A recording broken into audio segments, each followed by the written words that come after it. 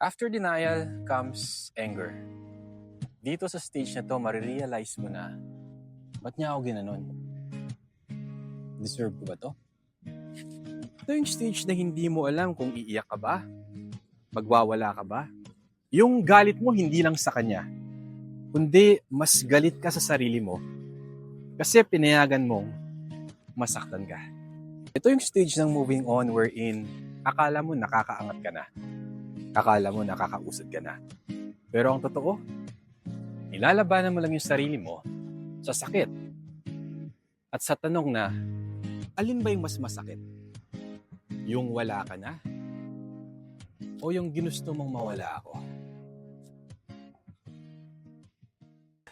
Akala ko ako yung pipiliin mo, ako yung pipilitin mong mahalin. Pero bakit ako yung iniwan mo?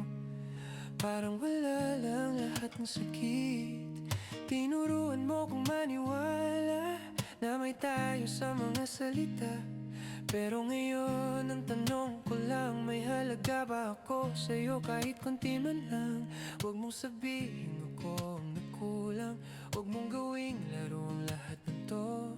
Di mo alam kung ilang gabi kong kinakausap ang sarili ko. Ba't mo ko ginanto? Ba't mo kong iniwang ganito? Pinuhos ko lahat pero bakit ako yung kailangang masaktan ng todo? Ba't mo ko ginanto kung hindi mo rin pala ako totoo? Di ko alam kung alin ang mas masakit, yung